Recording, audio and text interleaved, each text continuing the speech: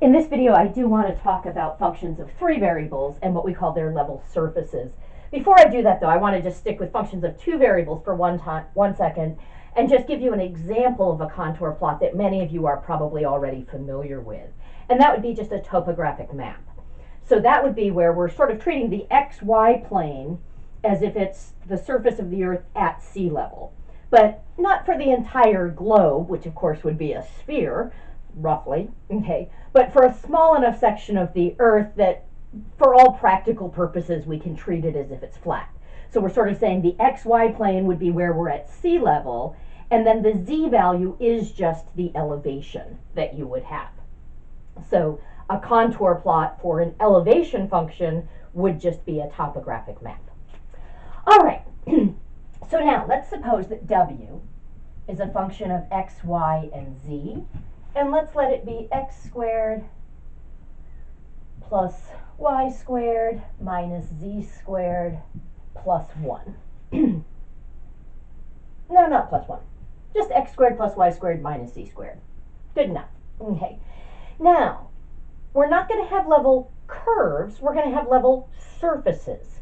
Because if I take a look, since it's a function of three variables, I'd be looking at all the points in my domain that map to a specific W value. But that's going to be a subset of 3 space, and it's going to generally be a surface in 3 space. So let's draw the level surface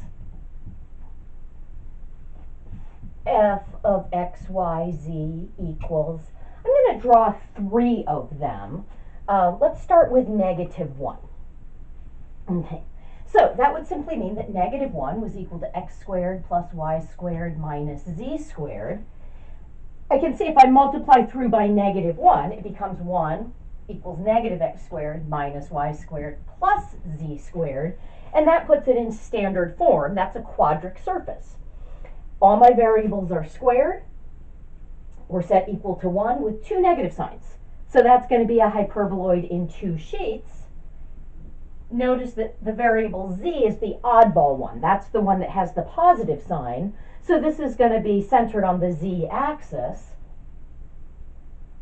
So we're basically going to have a hyperboloid. This is a very rough sketch, but we're basically going to have a hyperboloid in 2 sheets with the z-axis passing through the center, like so. Okay. So that would be my level surface. All of these points would map to a W value of -1.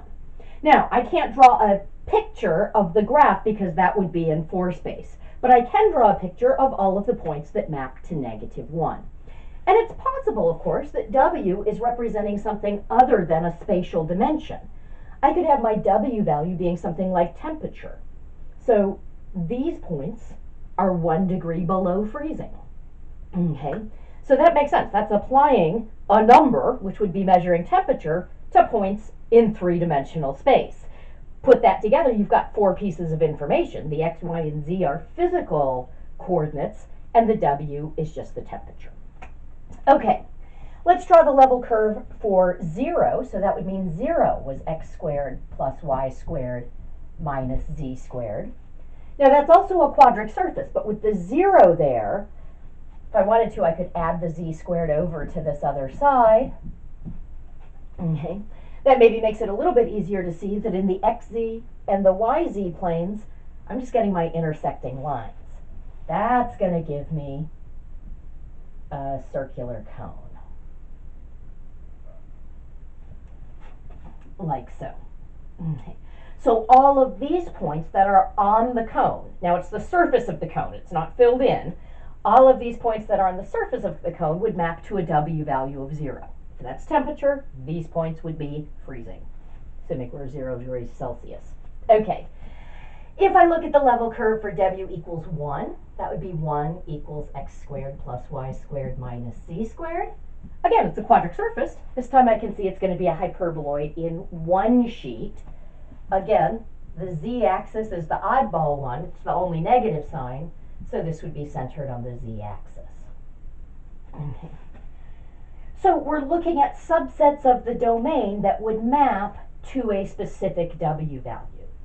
Now, I could, if I really wanted to, try to draw these all in one picture. that tends to get very crowded. So while we will be drawing contour plots where we're drawing lots of level curves on the same set of axes, I'll generally only ask you to draw one level surface at a time, but you might draw several of them and you can sort of see a connection between them. These points are at -1, these are at 0, these are at 1, and I can sort of see the shapes almost morphing. So like as the temperature warms up, the points that are at those temperatures are morphing from that sort of a shape to this sort of a shape. Kind of an interesting thing. Okay,